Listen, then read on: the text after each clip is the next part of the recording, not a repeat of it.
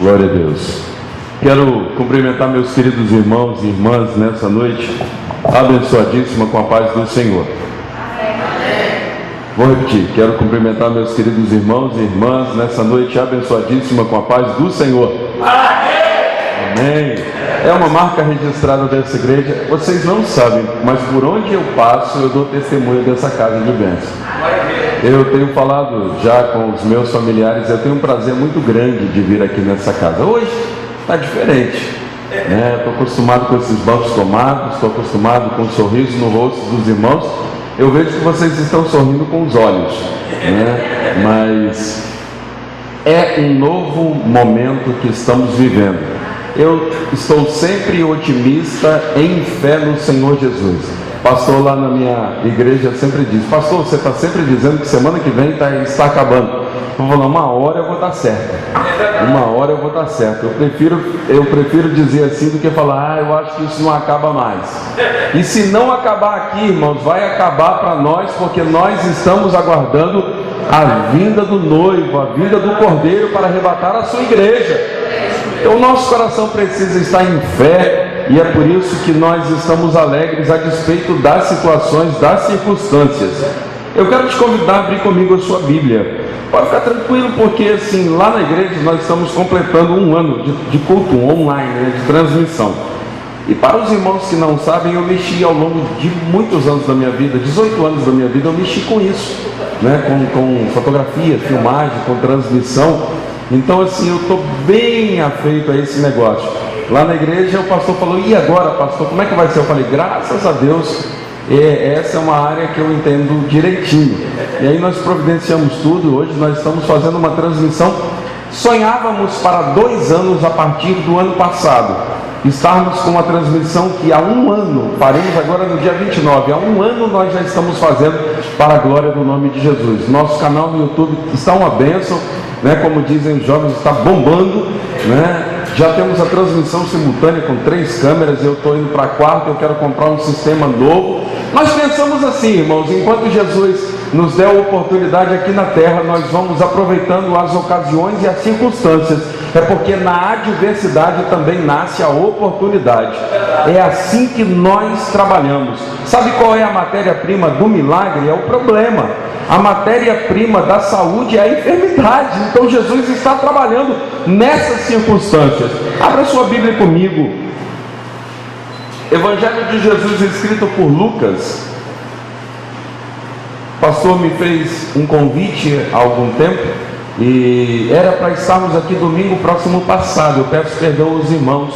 Houve um equívoco numa agenda de um pastor, grande amigo meu, tão quanto o pastor Jonas, e era aniversário dele. Ele estava meio empolgado, e aí ele me convidou para o aniversário dele em outubro, e eu marquei na minha agenda para outubro. Aí na semana do aniversário dele ele falou: tá tudo certo para domingo? Eu falei: não, domingo não, para outubro. Ele falou: não, é fevereiro. Eu falei: mas você botou outubro. Ele falou: pelo amor de Deus, meu pastor, a igreja está te esperando lá. Eu mandei uma mensagem para o pastor Jonas, combinamos, ele gentilmente me liberou domingo próximo passado, porque se ele não me liberasse, eu não ia sair debaixo de maldição. Afinal de contas, eu tinha feito um acordo com ele, e a palavra do crente é sim, sim, não, não. Como ele me liberou, eu fui lá, abençoei a casa do Senhor naquele lugar, e espero abençoar a vida de vocês hoje. Amém? Amém? Então abra comigo a sua Bíblia, Evangelho de Jesus escrito por Lucas, capítulo 14, a partir do versículo 16, nós vamos ler até o versículo de número 24. Não mudou não, né, pastor? O propósito era esse mesmo, né? 14 e 21, eu vou ler todo o contexto, para então nós discorrermos aquilo que Deus colocou no nosso coração. Eu só quero te garantir uma coisa: filho de Deus não fica no prejuízo. Filho de Deus é sempre abençoado. Amém?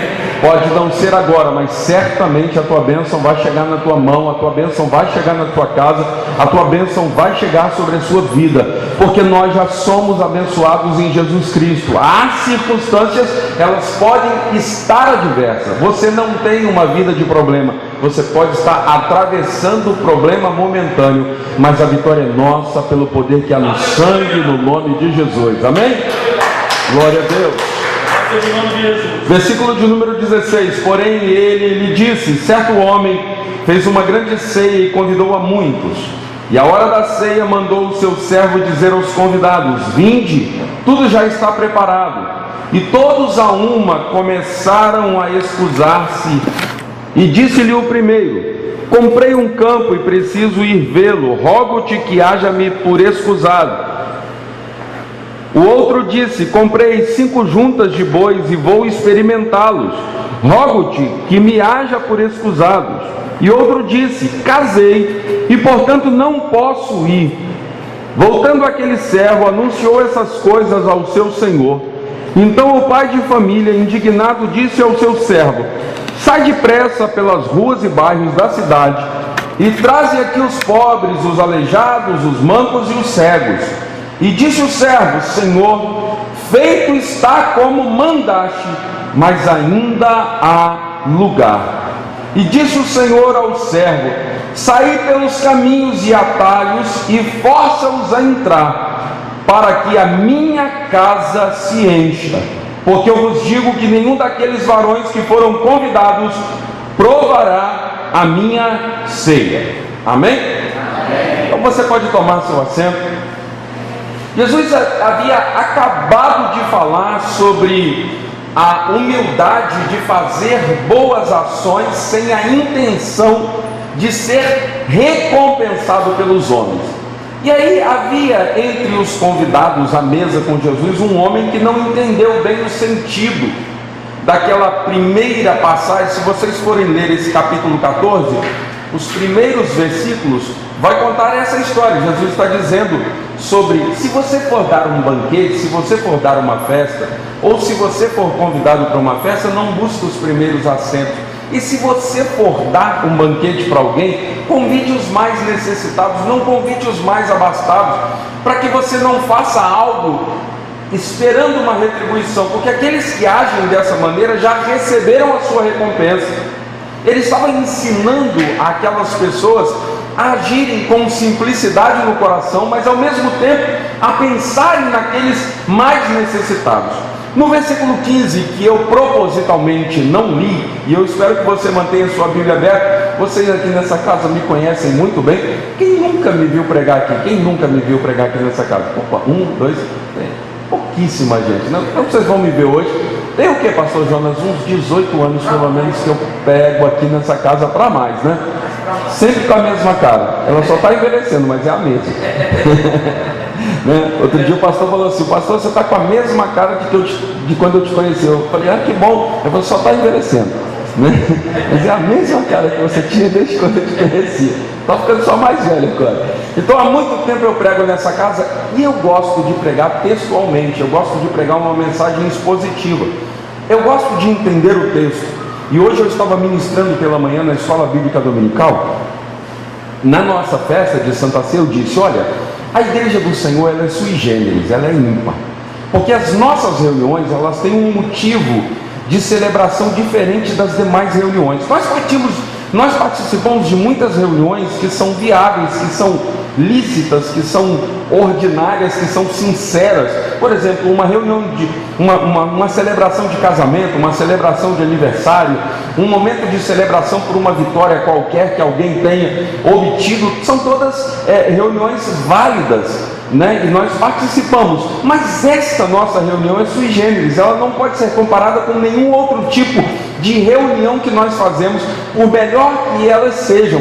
Porque quando nós nos reunimos aqui, nós nos reunimos como igreja do Senhor, em torno do nome de Jesus, na autoridade e ousadia do Espírito Santo, cheio de graça dos céus, e pela palavra e entendimento da palavra de Deus. Então, esta é uma reunião diferenciada. Eu disse pela manhã e vou repetir agora: nós precisamos entender o nosso culto, porque assim a nossa fé fica experimentada. Vivemos um tempo de muita angústia, vivemos um tempo de muitas batalhas, vivemos um tempo de perdas, vivemos um tempo de muitas necessidades. Mas como igreja do Senhor, a nossa fé ela deve continuar alicerçada em Jesus Cristo.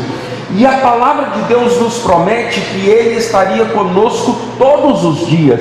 Ele não só esteve conosco quando nós podíamos nos reunir, nos abraçar, confraternizar, saltar, pular, beijar com ósculo santo os irmãos, mas agora, nesse momento diferenciado, Ele continua conosco, entendendo as nossas limitações, entendendo as nossas vicissitudes, entendendo as nossas angústias e também pelo bendito Espírito Santo, habilitando o nosso coração para que seja extraído dos nossos lábios um louvor verdadeiro para a glória do nome de Jesus. Amém? Amém. Glória a Deus. E por causa desses elementos que eu citei, esse homem entende errado no versículo 15, deixa a sua Bíblia aberta, o versículo anterior, o primeiro versículo que eu li diz: e ouvindo isso, um dos que estava com ele à mesa disse: bem-aventurado o que comer pão no reino de Deus. Ele entende de forma equivocada e ele pensa que é simples, é automático participar do banquete no céu. Ele pensa: pastor, como eu sou filho de Abraão, como nós somos da linhagem da promessa, o que nos resta é esperar, ao sairmos dessa vida, um banquete no céu. Mas não sem propósito, o evangelista João, no primeiro capítulo do Evangelho de Jesus, escrito por João, no versículo de número 11, diz: ele veio para os que eram seus, mas os seus não o receberam. E aí no versículo 12 vai dizer o texto sagrado: mas a todos quanto o receberam, primeiro da linhagem de Israel, porque foram os primeiros a receberem a Jesus, mas a todos quanto receberam, a estes ele lhes deu poder de serem feitos filhos de Deus, a saber, aqueles que creem no seu nome. Então não era uma coisa automática. E Jesus então vai usar uma alegoria para mostrar que o verdadeiro banquete oferecido pelo dono da festa, que é o próprio Deus, que é o seu Pai Celestial, sempre fora rejeitado pelos convidados ilustres, desde os tempos mais remotos da nação de Israel. Se nós observarmos o texto que nós lemos, vamos ao versículo de número 16. Porém ele lhes disse: um certo homem fez uma grande ceia e convidou a muitos. E à hora da ceia mandou seus servos aos convidados, dizendo: vinde, porque tudo já está preparado. Observe que Jesus ele usa algumas alegorias para que facilitasse a compreensão. É uma forma muito didática do nosso mestre nos ensinar. E nessa alegoria ele está dizendo: olha, o anúncio do banquete foi feito a Israel desde que a nação foi constituída. E os profetas, vez por outras, vinham à nação e diziam: venham, o banquete está preparado. Agora, a grande expectativa de tudo que havia sido apontado tipologicamente no antigo pacto, em todos os sacrifícios, está se cumprindo na pessoa de Jesus. E Jesus está entre eles, Jesus anda, Jesus conversa com eles. E como é que a nação de Israel recebe a Jesus? Como um bom homem, como um profeta ilustre, como um homem de destaque naquela sociedade, como um bom líder religioso. É por isso que Jesus pergunta aos seus discípulos, em certa ocasião, registrada por Mateus em seu Evangelho: o que dizem os homens ser o Filho do Homem? E aí eles dizem, a resposta deles é essa: uns dizem que é Elias, outros que é João Batista ou algum grande profeta. E vocês? Quem vocês pensam? Vocês pensam que eu sou Moisés? Vocês pensam que eu sou Elias? Vocês pensam que eu sou João Batista? Vocês estão me comparando a esses grandes homens? Ou vocês entenderam o que eu estou fazendo aqui? E aí, tomado pelo Espírito de Deus, Pedro dá uma resposta que também é diferenciada: tu és o Cristo, tu és o grande banquete do Pai. Num outro episódio registrado pelo evangelista João, no capítulo 6, ele diz: há uma grande multidão que está atrás dele, porque participou de uma grande multiplicação de pães. Então eles estão entendendo, esse homem é diferente dos líderes judaicos, porque além de ele falar de uma forma diferente, Porque quando nós lemos no Sermão da Montanha, ao concluir o Sermão da Montanha, no capítulo 7 do Evangelho de Jesus, escrito por Mateus, o evangelista diz que as multidões se maravilhavam do seu ensino, porque ele ensinava como quem tem a autoridade, e não como os escribas e fariseus. Havia algo diferente na pessoa de Jesus, e Jesus não queria que os seus discípulos o tivessem na mesma conta da nação. Ele era o grande banquete do Pai. Por isso, João registra no capítulo 6, e eu não me esqueci, voltando a ele agora, ele diz àquele povo: vocês estão atrás de mim por causa do pão que perece, mas eu sou o pão vivo que desceu do céu. Os vossos pais comeram o maná do deserto e morreram, mas aquele que come desse pão que é dado pelo meu Pai, jamais terá fome. Aquele que bebe do meu sangue, aquele que bebe desta água da vida, jamais terá sede. Jesus está apresentando o banquete do Pai, e o que é que a nação de Israel vai fazer com esta apresentação? Vai continuar rejeitando, e é por isso que Jesus então segue mostrando a partir dessa alegoria o que está acontecendo. Na hora, o servo sai e avisa, e as escusas, as desculpas são as mais diversas. Várias desculpas, o mesmo descaso: cuidar dos negócios, ampliar os negócios, cuidar da família. Um diz: eu comprei um campo e preciso tomar conta dele, preciso ver, preciso cuidar dos meus negócios. Outro diz: comprei 5 juntas de bois e preciso testá-las para ver se fiz um bom investimento, preciso ampliar meus negócios. Outro diz: eu me casei e preciso tomar conta da minha família. Ora, todas estas desculpas, todos esses valores são reais e até aceitáveis, mas eles são insuficientes para justificar. Eles servem para demonstrar o porquê vão rejeitar, mas não vai justificar. O motivo é insuficiente, e muitas vezes nós nos desculpamos, nós nos excusamos de fazer a obra de Deus com desculpas, que até podem ser, até certo ponto você vai entender o motivo, mas ainda que haja motivo, não há justificativa plausível. Eu não fui, pastor, porque um parente chegou na minha casa. É um motivo, mas não é uma justificativa, porque de repente eu poderia, além de ir, levar o parente. Então existem situações em que elas são colocadas como desculpa, e Jesus está mostrando isso. Olha, Israel está cansado de me dar desculpas, e eu vou dizer para vocês, eu estou mais cansado ainda de receber as desculpas de Israel. Então ele começa a caminhar nessa ilustração, e a partir dessa ilustração ele vai mostrar algumas questões que são muito importantes e nós precisamos entendê-las. Porque, por exemplo, o próprio Senhor Jesus diz em um outro episódio registrado pelo evangelista Marcos, no capítulo 8, versículo 36, o que vale um homem ganhar o mundo inteiro se ele perde a sua própria vida? Não adianta nada nós construirmos vários valores.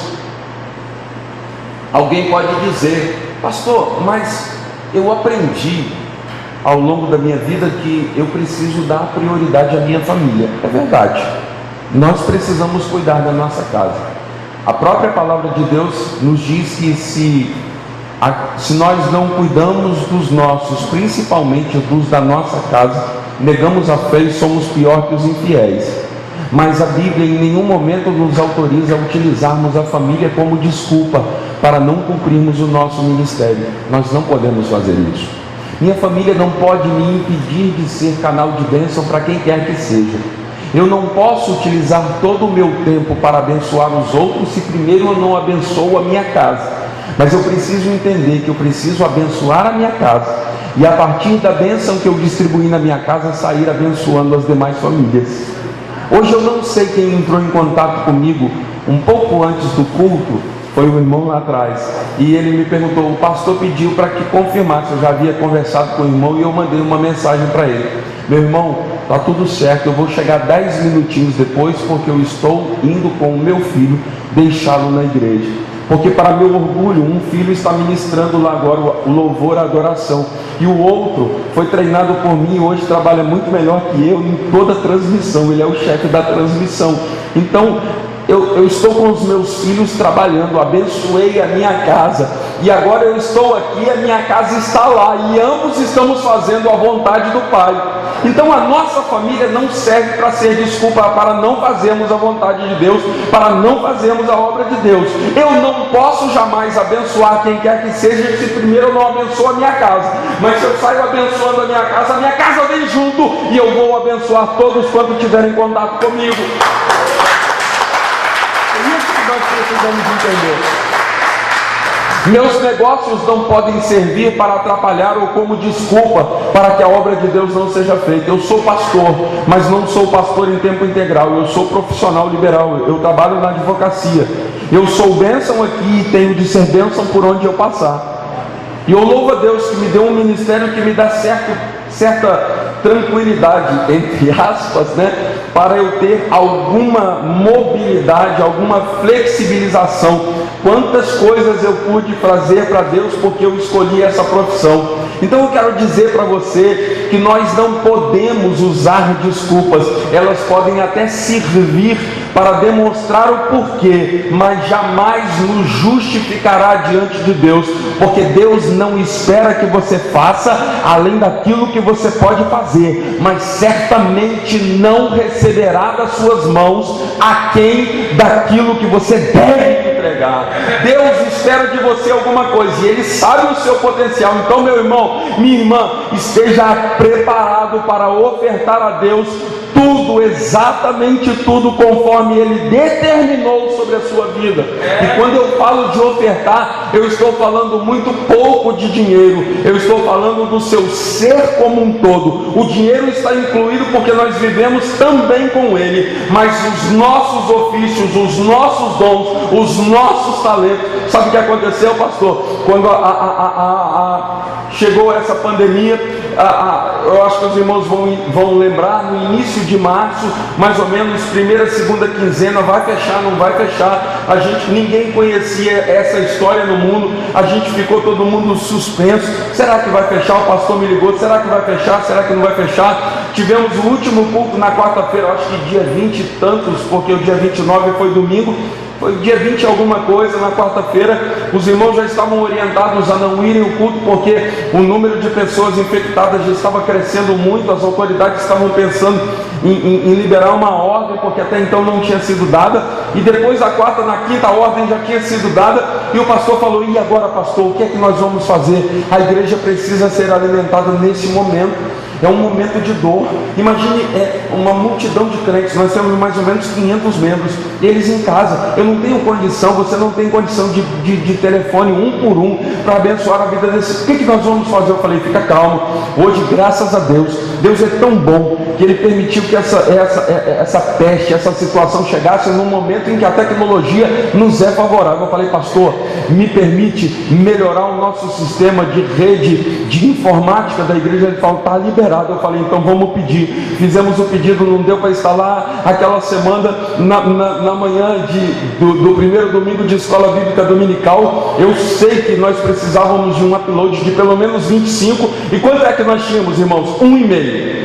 Nós precisávamos de 25 para transmitir minimamente. Nós tínhamos 1,5 de upload falhando. Eu falei, vai funcionar em nome de Jesus, porque é o que nós temos. Nós oramos sobre o equipamento emprestado, porque não tinha dado para comprar ainda. Liguei para uns amigos, porque servo de Deus tem amigo, porque servo de Deus tem bons relacionamentos. Ele falou assim, pastor, eu ia alugar, mas como é para a igreja, eu vou ceder, e vocês vão usar enquanto não comprarem o de vocês. E nós usamos durante vários meses, e ele nos abençoou. E quando eu fui entregar, ele falou, não está precisando ainda não? Eu falei, não. Ele falou, agora, a partir de agora eu vou alugar, porque Deus já me abençoou com essa grande bênção de ser útil à casa de Deus. Então nós fizemos, meu pastor, eu quero te dizer que a escola dominical foi transmitida para todos os irmãos com 1,5 de upload. Eu não sei como é isso, irmãos, eu não sei explicar, tecnicamente não tinha condição. Ela ficava enchendo e a barrinha deu e foi passando, o culto deu umas pequenas travadinhas. e a coisa foi funcionando, nós fomos melhorando, nós fomos transmitindo. Sabe qual é o resultado? Agora nós temos irmãos que não tinham como congregar na Itália, estão congregando online conosco na nossa igreja, porque mudaram do Brasil e agora estão congregando conosco lá. Todos os cultos estão fiéis. E eu vou dizer para vocês, sabe quantas horas de diferença? 5. Quando nós estamos aqui 8 horas da noite, lá já são 2 horas da manhã, e eles estão lá fiéis, cooperando, participando, glorificando, exaltando o nome do Senhor, dando culto em ação de graça. Sabe o que é isso? É Deus trabalhando na adversidade, porque quando Satanás pensa, eu vou acabar com a igreja se levanta, ela ergue a cabeça e diz: o noivo tem a primazia, o noivo tem o controle, ele é o dono da igreja, ele continua sendo o Senhor. Aleluia! Aleluia! Então, meu irmão, não dá desculpa não. Não dá desculpa não. Porque quem dá desculpa está se preparando para começar a dar trabalho. Você pode observar uma pessoa que dá muita desculpa, daqui a pouco ela vai começar a dar trabalho. Agora, uma pessoa que na adversidade ela vê uma oportunidade.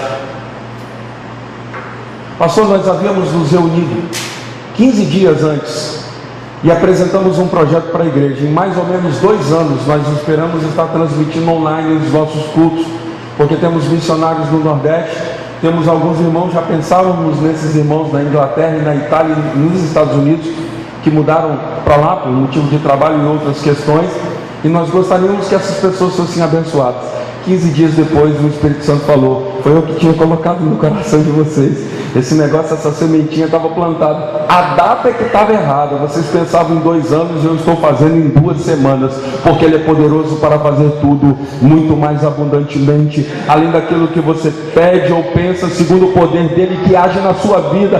Deixa eu te falar uma coisa: enquanto Satanás está dizendo que o Brasil vai quebrar, o Brasil pode passar por tantas quantas forem as dificuldades, eu não estou com as minhas expectativas depositadas no governo A, B ou C. A minha confiança continua depositada em Jesus. O Bolsonaro pode te chatear, o Lula pode te irritar. Esses homens, eles são daqui da terra, eles agem com o coração aqui na terra. O nosso Senhor, o nosso Rei, o nosso Salvador chama-se Jesus Cristo. Foi Ele que morreu por você, foi Ele que ressuscitou por você, é Ele que vai voltar para te buscar, para ir morar no céu. Então creia nele e deposite a sua confiança totalmente nele. Aleluia.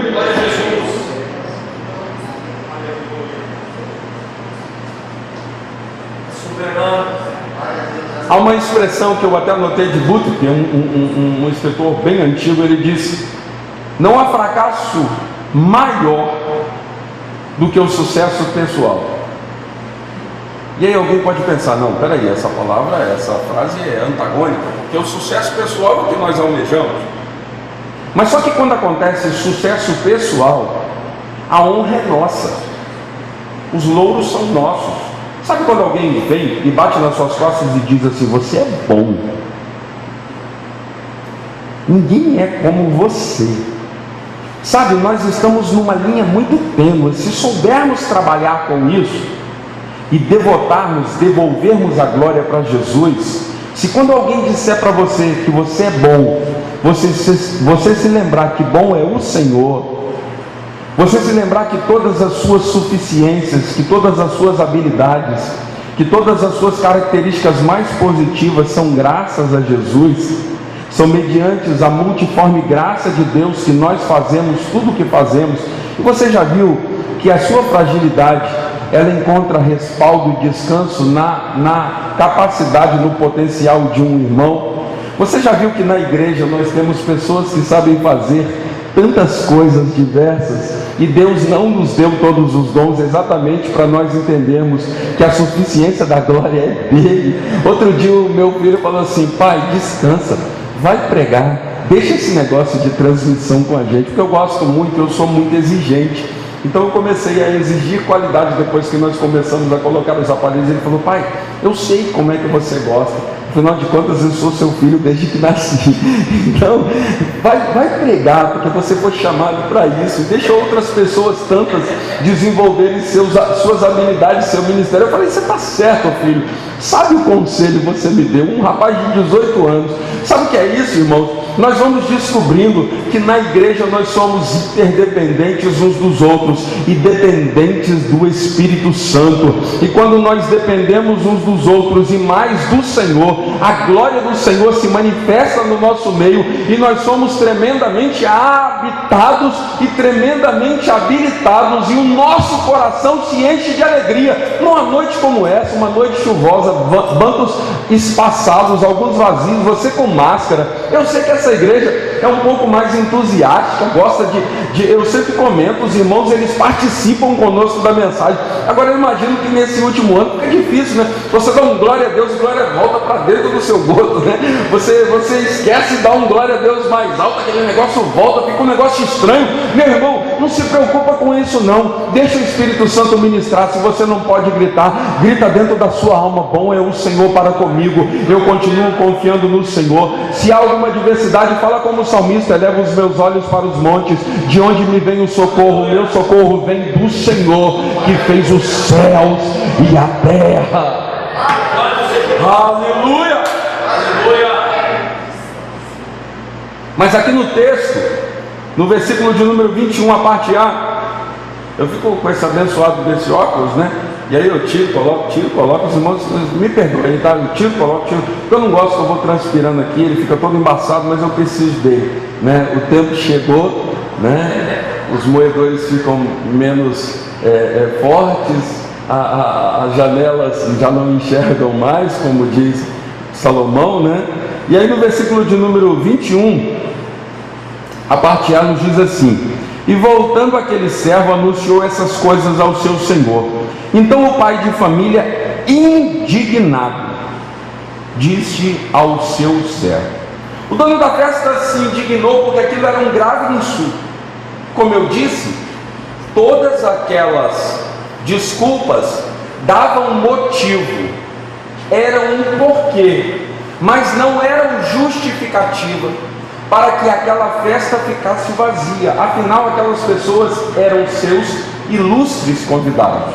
Jesus está tratando de Israel que ao longo de toda a história foi acalentada pelo Senhor, foi abençoada pelo Senhor, e no momento de maior depressão religiosa e espiritual, quando o reino do sul foi levado cativo, porque o reino do norte já tinha sido levado cativo, antes eles haviam sido divididos por desobediência. Quando são levados cativos, o profeta Jeremias, com muita propriedade e autoridade do céu, diz: o Senhor tem uma palavra para vocês. Eu sei muito bem os planos que tenho a respeito de vocês, planos de bênção e não de mal, para vos dar um futuro e uma esperança. Olha, quando ele diz isso, aquela nação está sendo levada cativa por Babilônia. O que é que Deus pensa em seu coração em dizer para um povo que está saindo compulsoriamente, de forma forçosa de sua pátria, e sendo levado cativo, ainda que os nobres com regalias, mas cativos?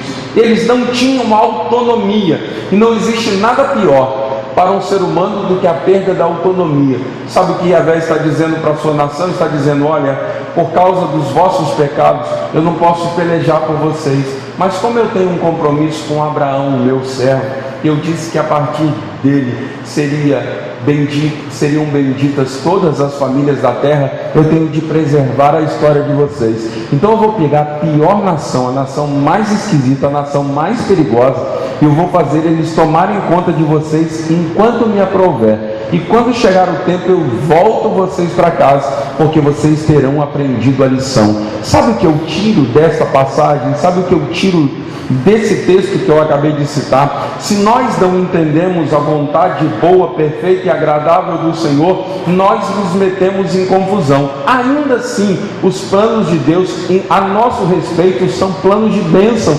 são planos de um futuro abençoado. Ele quer o nosso bem, mesmo pecadores. Eu não estou dizendo pela palavra, porque isso seria uma heresia e nunca mais eu voltaria aqui, que o Senhor abençoa a pecadores ou a homens e mulheres de qualquer maneira, mas eu estou te garantindo pela palavra que o nosso pecado não nos desabilita ou não nos inabilita a sermos amados pelo Senhor. Ele continua nos amando e nos oportunizando uma nova chance, até que as chances se esvaiam completamente. Mas enquanto isso não acontece, o ser humano continua tendo chance. É por causa disso que Satanás nos detesta tanto, porque uma vez ele pecou, e a partir dali, daquele pecado, ele foi sentenciado. A Bíblia diz que o salário do pecado é a morte, mas o dom gratuito de Deus que vem por Jesus Cristo é a vida eterna. O sangue de Jesus Cristo é poderoso para nos perdoar, continua poderoso para nos perdoar, continua poderoso para nos limpar de todas as nossas iniquidades. Aquele chefe de família que representa o próprio Deus ficou indignado, assim como Deus estava indignado com a nação de Israel e sabia: eu não posso contar com a liderança, eu não posso contar com Anás e Caifás, eu não posso contar com esses homens, mas eu quero contar com uma igreja que eu estou instituindo a partir de vocês, homens pequenos, aqueles discípulos, os 12, os 70 e aqueles 120 do cenáculo. Aqueles homens e mulheres sairiam pelo mundo, pelos campos e valados, eles anunciariam o evangelho de uma forma tão surpreendente e sobrenatural, que esse evangelho nos atingiria como nos atingiu. E hoje nós estamos aqui na presença de Jesus, adorando ao Senhor, porque os planos de Deus não podem ser frustrados, porque Satanás continua odiando a sua casa, a sua história e a sua vida, mas há poder no sangue de Jesus e há poder no nome de Jesus, e nós somos a igreja do Senhor, e as portas do inferno jamais prevalecerão contra a igreja do Senhor. Aleluia!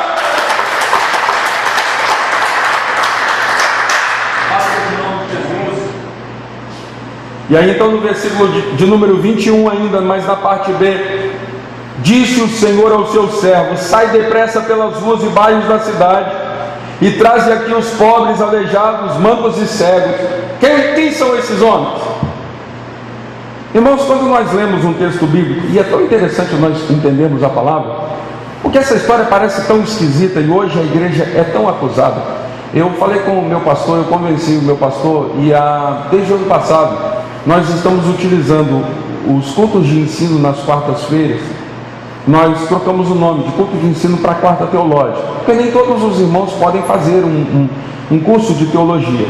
Como nós temos muitos pastores, professores, e nós entendemos o seguinte: é melhor ficarmos anos a fio estudando versículo por versículo da palavra de Deus do que estudarmos textos isolados aqui e acolá. Então nós escolhemos trabalhar versículo por versículo, primeiro as cartas paulinas. Já estamos há um ano, trabalhamos 2 cartas apenas, estamos na terceira. Trabalhamos 2 cartas paulinas, a Epístola Universal de Tiago, e agora estamos na primeira Epístola de Timóteo, ensinando ponto a ponto a palavra de Deus. E outro dia eu tive a oportunidade de ministrar aquele texto em que Paulo diz a Timóteo: olha, eu ordeno que as mulheres aprendam em casa e em silêncio e com toda sujeição aos maridos, que não falem de maneira nenhuma no tempo. E hoje a sociedade, vou utilizar aquela expressão que está muito em moda, né? Os mimizentos estão aí arrepiados por várias expressões, e hoje a igreja é muito acusada sobre vários aspectos. Nós somos acusados de enganar os crentes, de buscar oferta, disse que a Bíblia é um livro retrógrado, uma palavra machista, que Paulo era um dos homens mais machistas que existiu na história, e eu mostrei para as irmãs e para os irmãos que o texto sagrado não está dizendo nada disso, e durante 1 hora e 10 minutos eu discorri cada versículo, mostrei o conteúdo histórico, mostrei o conteúdo secular, mostrei o conteúdo social, sociológico, mostrei o pensamento das sociedades à volta, e mostrei para eles: olha, se as mulheres naquela época falassem em qualquer cultura, haveria um levante muito grande, porque isso era impossível culturalmente, socialmente para aquela época. e mostramos pela palavra o zelo do apóstolo em dizer: olha só, nós somos a única cultura. Jesus foi o único homem que conversou com mulheres, independente de estar ou não cercado de outras pessoas. O evangelho é sui generis, e mostramos pela palavra. Por isso que nós precisamos entender o texto. E quando nós lemos um texto como esse, primeiro convidou as pessoas de destaque e elas se excusaram. Depois, então, já que não vêm os maiorais, então sai pelos campos, sai pelas ruas, sai pelos becos e convida os cegos, os coxos, os mancos. Poxa, essa palavra parece um tanto elitizada, né, pastor? Então é isso que é a igreja. Já que os grandes, os bambambãs não quiseram, então sobrou para nós, os mais humildes. Nunca foi isso, irmãos. Isso é uma interpretação rasa, equivocada e até herética da palavra de Deus. O que ele está dizendo, ele está simbolizando para a própria religiosidade da sua época, é que aqueles que mais tiveram condições de fazer e obedecer a palavra, utilizaram a palavra o tempo todo para se desculpar e se esconder atrás da palavra, fazendo coisas erradas.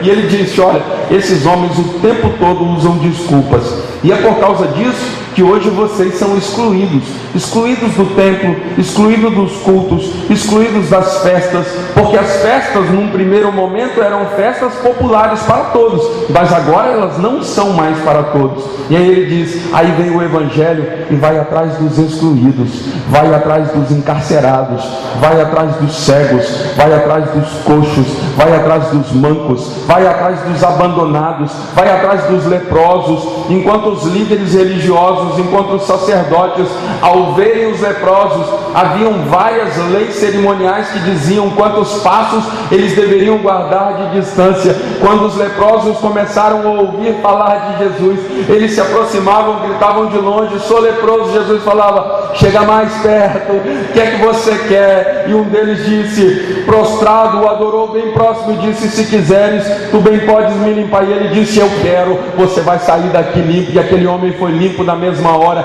É exatamente isso que Jesus está dizendo. Num primeiro momento eu convidei a liderança, porque ninguém melhor do que a liderança para espalhar de prontidão e com rapidez esse evangelho, mas a liderança se desculpou. Então eu estou convidando vocês, os excluídos, e vocês, os excluídos, vão fazer a diferença.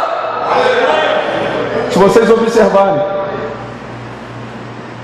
o corpo apostólico de Jesus é quase todo de galileus, e havia um ditado entre os galileus, e um galileu disse: pode vir coisa boa de Nazaré?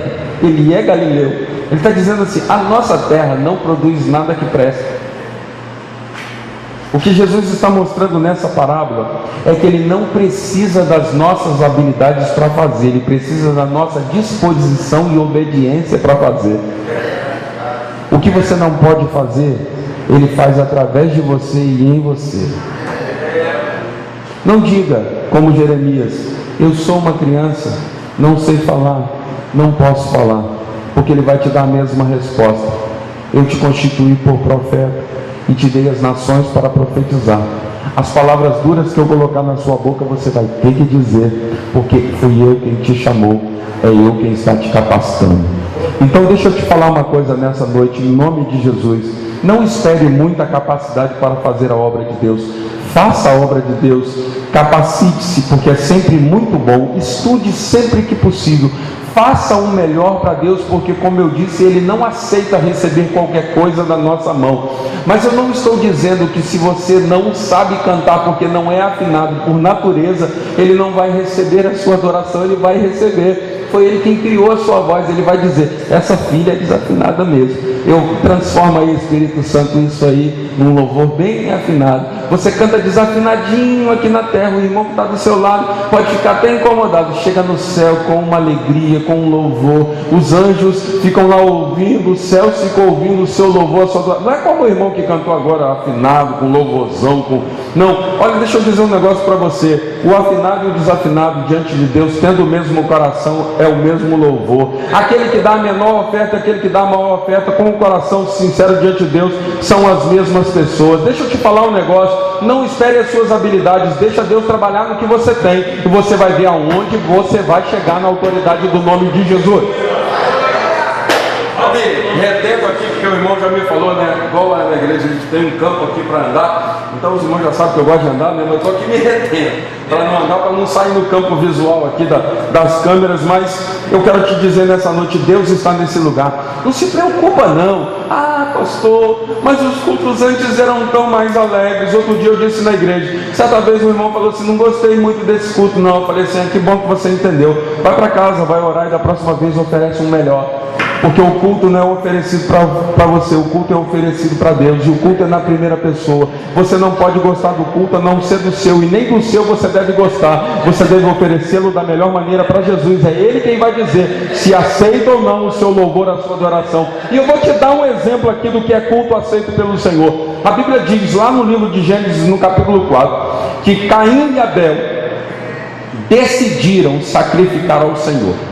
Ambos trouxeram do fruto do seu trabalho uma oferta para o Senhor. Até então não existe uma oferta melhor. Não é porque a oferta é de animais e tem sangue envolvido que é mais bem recebida, e porque a oferta é de legumes e de cereais que não é bem recebida. Porque na lei mosaica, tanto a oferta de sacrifício como a oferta de manjares, ou seja, a oferta de frutas e de cereais, é agradável ao Senhor. Mas a Bíblia diz, e há um detalhe que nós precisamos entender, a Bíblia diz que atentou ao Senhor para Abel e para a sua oferta, mas para Caim e para a sua oferta não atentou o Senhor. Sabe o que Deus olha quando nós ofertamos? Primeiro Ele olha o nosso coração, depois é que Ele vai chegar na nossa oferta. Se o coração não passar na prova, a oferta já foi desprezada há muito tempo. Foi por isso que Caim teve a sua oferta desprezada. Não era a qualidade da oferta de Caim, era a qualidade do coração de Caim. Então Deus não está esperando a sua dialética, Deus não está precisando da sua retórica, Deus não está precisando das muitas e variadas línguas que você fala. Ele está precisando da sua disposição e da sua obediência. E aquilo que você não puder fazer, Ele vai fazer em você, e através de você vai abençoar tantas vidas que você vai dizer: só o Senhor é Deus. Aleluia! Louvado seja o nome de Jesus. Saiam depressa, tragam aquelas pessoas socialmente rejeitadas. Jesus estava dizendo, está vendo esses discípulos? Cegos, coxos, mancos, aleijados. Vocês lembram que depois do Pentecostes, lá no livro de Atos, logo nos primeiros capítulos, a Bíblia diz que Pedro e João vão ao templo orar. Eles não são sacerdotes. Ah, pastor, mas agora eles são líderes, colunas da igreja, tá? Mas para aquela sociedade a igreja não era nada. Aqueles homens não tinham crédito na sociedade. Não adianta ele chegar e falar assim, ó, eu sou o pastor Pedro. Era capaz de ele tomar cadeia. As vantagens que tinham, eles perderam.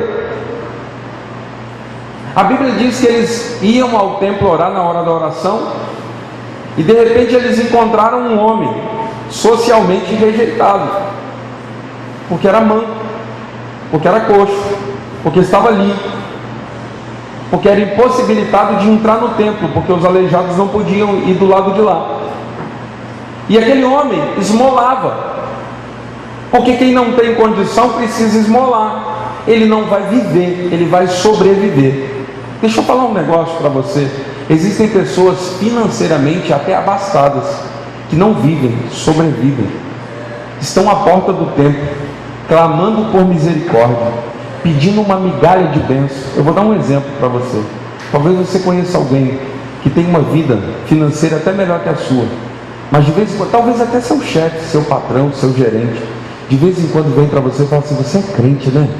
Ó, faz uma oração lá por mim. Você já experimentou isso? Uma pessoa que socialmente é muito mais destacada que você, buscando em você uma esmola, porque uma oração sem resolver o problema maior é só uma esmola. Ele vai continuar sobrevivendo, ela vai continuar sobrevivendo. Pedro e João olham para aquele homem e entendem essa realidade. Assim, nós também éramos excluídos. assim como vocês, nós não nascemos em casa sacerdotal. Nós éramos pescadores. Mas um dia aquele homem nos tirou das redes e nos disse: agora vocês serão pescadores de homens.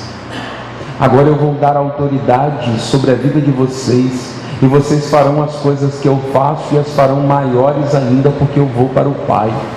E eles se lembraram dessas palavras, e eles se lembraram da vida pregressa e pensaram: bom, uma esmola vai fazer com que esse homem continue sobrevivendo, mas esse homem precisa passar a viver. Então, o que eles fazem? Pedro olhando para ele com a autoridade dos céus, e ele olhando para Pedro e João esperando receber alguma coisa. O homem tinha uma expectativa: eu quero comer hoje. Deus tinha uma outra expectativa: eu quero que você viva bem a partir de agora. A sociedade está querendo acordar amanhã, e nós temos Jesus, que é a vida eterna, para oferecer para eles. Os homens estão morrendo de medo de morrer de Covid, e nós temos a vida e vida em abundância em Jesus. Porque um crente que tomba de Covid, de câncer ou de qualquer outra coisa, ou até de um acidente, ele parte dessa vida para uma eternidade ao lado de Jesus. Nós não nos amedrontamos, irmãos, nós não queremos que isso nos ocorra, mas nós não nos amedrontamos com isso, porque a nossa consciência já está firmada no Senhor. Nós sabemos que nós somos preparados, que a nossa existência, que a nossa duração aqui é curta, é breve mesmo.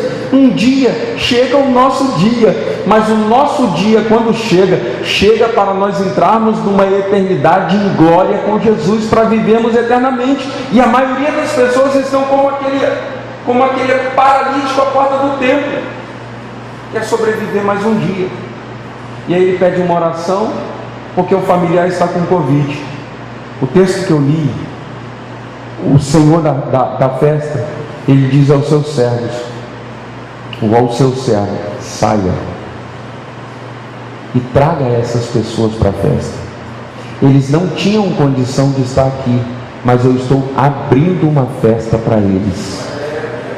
Você tem esta mesma autoridade hoje. Há uma grande festa espiritual que acontece aqui todos os cultos. Quantas pessoas, quando essa pandemia passar, pastor, eu quero profetizar, você vai ter um santo problema, porque esses bancos não vão dar conta.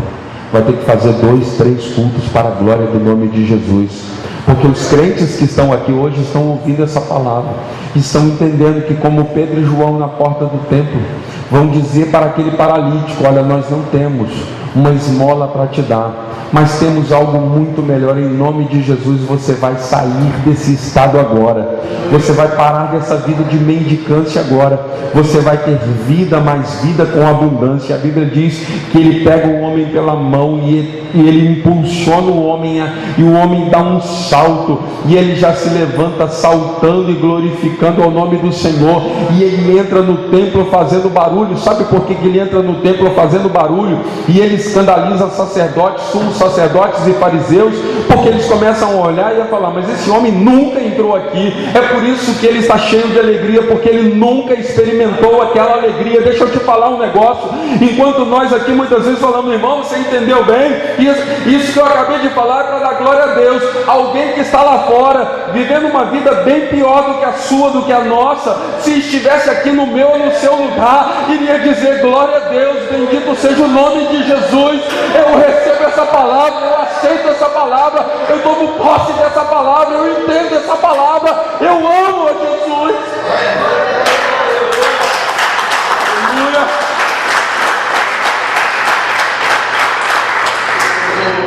A Bíblia diz no versículo 22, já estou caminhando para o final dessa mensagem. A Bíblia diz no versículo 22 que o servo voltou e disse ao seu senhor: eu fiz o que o senhor mandou, eu saí. A população normal era maior, ela encheria a casa. Israel encheria a casa, mas Israel não encheu a casa. Então aqueles desprezados, aqueles esquecidos, aqueles aviltados socialmente, eles receberam o convite, mas a casa não se encheu. E aí o Senhor falou: agora vocês vão sair pelos caminhos. A palavra original caminho aqui é caminho que dá para outra nação.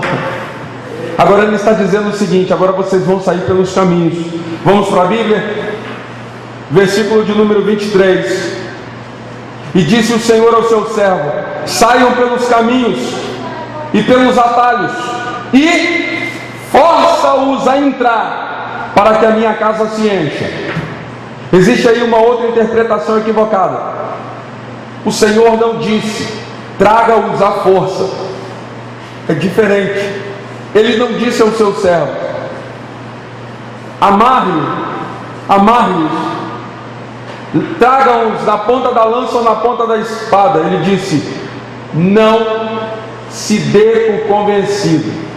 Quando eles começarem a se desculpar como Israel, para Israel eu não dei chance, porque eles me conhecem há muito.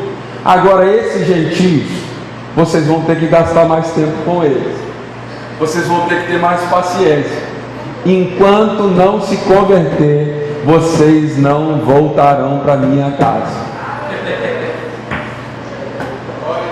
Você está entendendo, irmão? Foi por causa dessa bendita palavra que você está convertido aqui nessa noite. Porque um dia um irmão, uma irmã, um parente te forçou a entrar. Foi por causa disso. Por causa de um pai que forçou um filho a entrar. Forçou, pastor? Como assim? Trouxe na base do chinelo? Não. Forçou na base da oração. Porque as lutas da nossa milícia não são carnais. Elas são espirituais, mas são poderosas em Deus para a destruição de fortalezas. Esse servo que saiu para forçar a entrar, ele saiu com a autoridade para que o convencimento daqueles que estavam no caminho, dos estrangeiros, não fosse o mesmo tipo de desculpa, até porque eles não tinham as mesmas prerrogativas. Ele disse: olha, vocês serão cheios, por isso não se ausentem de Jerusalém, porque vocês vão receber a promessa do Pai. E lá no capítulo 1, verso 8 de Atos dos Apóstolos, ele diz: e vocês receberão virtude, vocês receberão poder ao descer sobre vocês o Espírito Santo, e vocês serão minhas testemunhas. Vocês vão forçar a entrada, vocês não serão convencidos, vocês convencerão. Deixa eu te dizer um negócio: há um poder tão grande nesse evangelho. Eu não sei qual é a sua história de vida, mas provavelmente muitos aqui só estão aqui por causa de anos e anos de oração dos pais, anos e anos de oração de um irmão da igreja, anos e anos de evangelismo. Talvez você ouviu a primeira mensagem e já se converteu, glória a Deus. Você foi aquele convidado que não deu trabalho, mas tem convidado que vai dar trabalho, e você não vai desistir dele. Sabe por quê? Porque a ordem é essa: enquanto houver a condição, enquanto a casa não estiver cheia. E Jesus disse, João capítulo 14, não se perturbem no coração, creiam em Deus, mas creiam também em mim. Na casa de meu pai há muitas moradas, a casa precisa se encher. Este é um tempo diferente, este é um momento diferente, os bancos precisam ser espaçados, mas eu creio em nome de Jesus que a vacina vai chegar, que a cura vai chegar, e quando ela chegar, esteja preparado o crente, esteja preparado o servo, porque a palavra continua a mesma. Você vai sair pelos caminhos, você vai sair pelos valados, você vai sair pelos becos, você vai sair aqui, acolá, você vai pregar o evangelho de Jesus, você vai forçá-los a entrar, e as desculpas vão sucumbir à autoridade do poder do evangelho que você vai pregar, e na autoridade do nome de Jesus, seu filho vai voltar para a casa de Deus, seu irmão vai se converter, seu vizinho vai parar de te dar trabalho e vai começar a glorificar o nome de Jesus junto com você. Seu chefe vai parar de te perseguir e vai te dar, quem sabe, até uma promoção, por descobrir que você não é aquilo que ele pensava ser, mas que você é uma figura ilustre que levou a conhecer a Jesus Cristo como o único e suficiente Salvador. Deixa eu te dizer uma coisa: há virtude, há poder do evangelho, há poder na palavra de Deus, há poder no sangue de Jesus. Satanás vai ficar revoltado e a igreja vai continuar marchando. Nós podemos fazer 2, 3, 4, 5, 6, 10 cultos, não tem problema. A igreja, a casa do Senhor vai se encher. Jesus vai te usar, Você não vai ser chamado de servo mau e infiel. A virtude do Espírito Santo vai se repousar sobre a sua vida. E eu profetizo isso nessa noite, na autoridade do nome de Jesus.